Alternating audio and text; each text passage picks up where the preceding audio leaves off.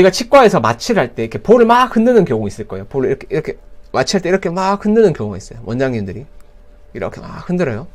그러면 이 흔드는 데 집중을 가하기 때문에 마치 바늘이 들어갈 때 환자분들이 바늘이 들어갔는지 모르는 경우가 있어요. 물론 원장님께 볼 흔들어 주세요 이렇게 말씀드릴 수는 없죠. 이 부분까지는 환자분들이 그래도 말씀드리면은 이렇게 해주시는 원장님들도 있습니다. 환자분들이 같이 노력을 해줘야 된다. 마찬가지 원리인 게 바로 우리 엉덩이 주사 맞을 때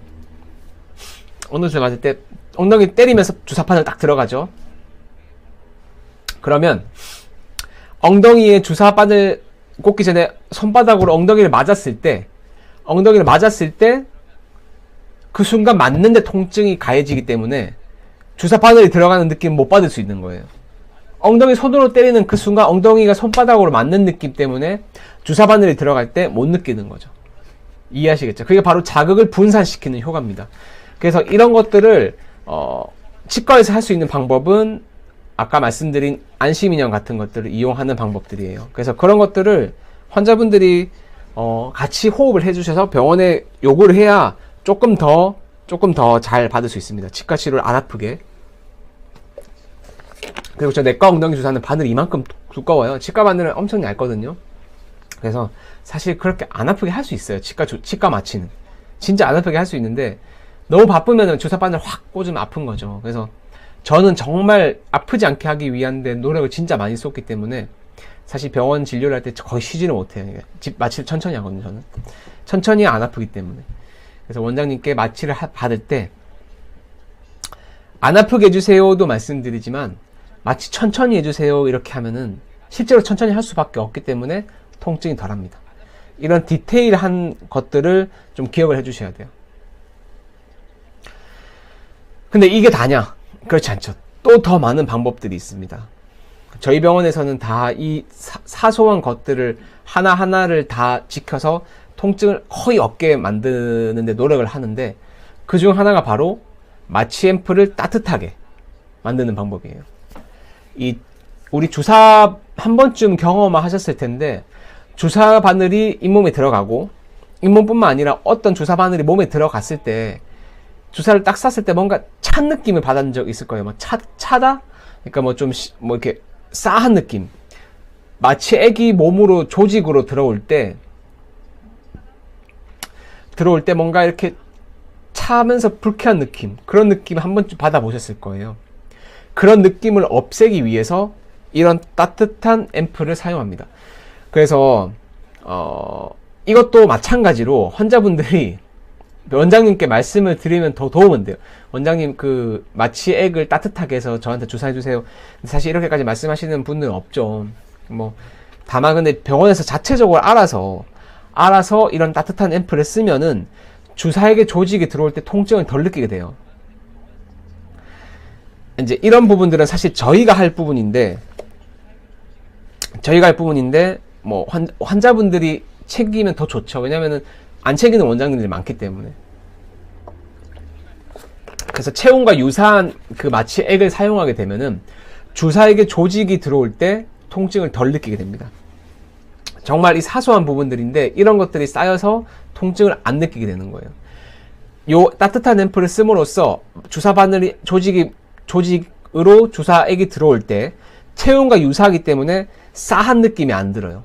그래서 이거 정말 중요한 부분이고 이렇게 하는 치과들이 있긴 있습니다. 저희 치과를 비롯해서 있긴 있는데 이렇게까지 해주시는 원장님들은 정말 섬세하신 원장님들이죠. 그래서 이런 것들은 정말 중요한 부분이고 환자분들도 아시면은 치과에 가셔서 말씀을 하시면 조금 도움이 될 거예요. 그래서 무통마취, 자 이런 기계를 본 적이 혹시 치과에서 있으시다면 치과에 치료를 받으는데 이런 기계를 본 적이 있다. 만약에 그럼 그 원장님은 마취를 안 아프게 하려고 노력을 하시는 원장님 중에 한 분입니다. 이런 무통 마취 기계를 사용하신다면은 그 원장님은 환자분들을 아프지 않게 하기 위해서 좀 노력을 한다. 이렇게 생각하시면 되고 저희 병원에서 사용하는 마취기예요. 저희 병원에서는 좀 200만 원이 넘는 비싼 마취 기계를 써요. 그러면 이 마취 기계가 200만 원이 넘는 효과가 있느냐? 효과는 있죠. 근데 그 원리가 어마어마하냐? 그렇진 않습니다. 그 원리는 뭐냐면 이 무통마취라는 게 특별한 게 아니에요. 아프지 않게 하는 방법 중에 정말 중요한 부분은 얇은 바늘을 이용해서 마취액을 천천히 넣기만 하면 돼요. 근데 무통마취 기계는 바늘 자체가 얇아요. 일반 마취하는 것보다 얇게 나옵니다. 그래서 바늘이 얇고, 그리고 마취액이 천천히 들어가요. 사람 손으로 누르면 엄청 아프겠죠. 근데 사람 손으로도 천천히 놓을 수가 있어요. 근데 사람이라는 게 나도 모르게 힘을 확 줄 수가 있는 거죠. 또 바쁘면 확 줄 수밖에 없는데, 이 무통마취 기계를 사용하게 되면 내가 손으로 조절할 수 있는 게 아니라 기계 자체가 속도를 조절하기 때문에 마취액이 천천히 들어갈 수밖에 없습니다. 그래서 얇은 바늘을 이용해서 천천히 마취액을 주입을 하면은 그게 바로 무통마취다. 사람 손이 아닌 무통마취 기계가 속도를 조절하기 때문에 섬세하다라고 볼 수 있어요. 이해하시겠죠? 그렇게 생각을 하시면 됩니다.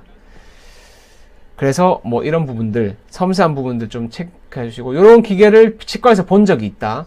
내가 다니는 치과에서 이런 기계를 사용한다. 이 병원은 무통마취 기계를 사용하는구나.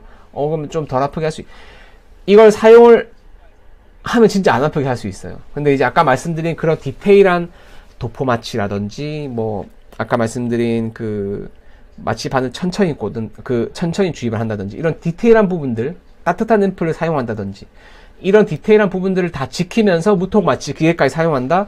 그럼 정말 안 아프게 할 수 있어요. 진짜 마취를 한 거 맞나요? 라고까지 말씀 듣는 경우가 정말 허다하거든요. 저희 병원에서는. 그만큼 아프지 않게 할 수 있습니다. 왜냐하면 치과 마취 바늘은 정말 얇거든요. 마취액을 아주 천천히 마취액을 주입해야지 아프지 않습니다. 정말 중요한 부분이고, 환자분들이 그래서 중요한 건 환자분들이 그러면 아니 내가 뭐 닥터베 치과를 갈 것도 아닌데 뭐 어쩌라고 나 뭐 다니는 치과 있는데 지금 이제 와서 뭐 이렇게 하면 뭐 너희 병원 오라는 거야? 이런 뜻이 아니고, 환자분들이 지금 다니는 치과를 가셔서 원장님께 마취를 할 때 마취를 천천히 해주세요 라고 꼭 말씀을 드려야 돼요. 진짜 중요한 부분. 이렇게만 말씀드려도 마취 아픈 통증은 절반 이하로 줄어들 수 있어요. 원장님도 신경을 쓰겠죠. 사람인데 사람인데 신경 쓸 거 아닙니까? 아프지 않게 해달라. 아프지 않게 해달라는 것보다 마취를 천천히 해달라고 말씀을 하시면 돼요. 이게 명심할 부분입니다. 자, 이렇게 이게 오늘 슬라이드 중에 가장 중요한 부분이에요. 마취 직전에 원장님께 꼭 안 아프게 놔주세요가 아니라 안 아프게 천천히 놔주세요. 이렇게 안 아프게 천천히 놔주세요. 이 말만 하시면 치과에서 원장님이 아픈 마취를 아무리 아프게 하고 싶어도 어느 정도 한계점이 있고 100만큼 아픈 게 50으로 줄어들 겁니다. 그래서 요것만, 원장님들이 안 아프게 하는 거 모르는 분은 없어요.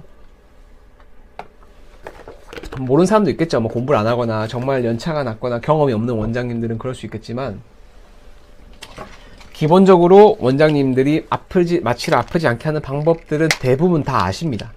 그렇게 하지 않으실 뿐이지. 그래서 이런 부분들 꼭 지켜주셔야 돼요. 안 아프게 천천히 놔주세요. 이런 말을 꼭 치과에서 하셔야 됩니다. 자, 그러면 수면 마취에 대해서 한번 제가 말씀드려 볼게요. 치과 수면 마취를 원하는 분들 정말 많아요. 저희 병원에 오셔도 수면 마취 있나요? 뭐 잠자면서 치과 치료 받을 수 있나요? 많이 물어봅니다. 저는요, 물론 수면 마취에 대해서 부정적인 생각을 갖고 있진 않은데요, 수면 마취를 안 해도 아프지 않게 치과 치료를 받을 수 있기 때문에 수면 마취를 저는 하지 않습니다.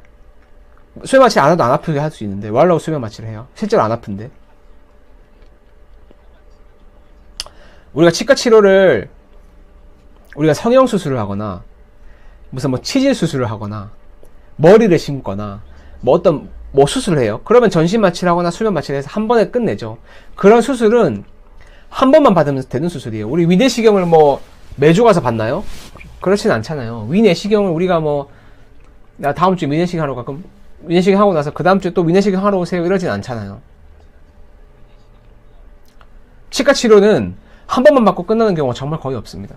한 번만 받고 끝나는 그런 치료들은 아프지 않은 치료들이에요, 대부분. 근데 치과 치료는 거진 못해도 3-4번 이상은 무조건 가야 되는 치료가 대부분이기 때문에 저는 수면 마취는 정말 추천드리지 않습니다. 할 때마다 잘 거예요? 그리고 되게 위험해요, 사실. 이게 왜냐면 구강, 이렇게 잠을 자는 상태로 이렇게 식도랑 연결이 되어 있기 때문에 치과 기구를 삼키게 됐을 때 사람은 자고 있기 때문에 되게 위험한 상황이 생길 수 있어요.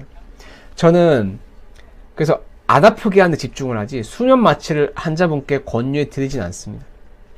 사람 치아는 28개고요. 환자분들 뭐 28개 치료할 때마다 수면 마취 하실 건가요? 신경 치료도 안 아프게 받을 수 있는데 뭐 하려고 수면 마취를 해요? 임플란트를 처음부터 끝까지 다 심는다. 그런 경우에는 이해는 할 수 있지만 저는 그런 경우에도 수면 마취를 권유해 드리진 않습니다. 치과 공포증은 이겨낼 수 있고요.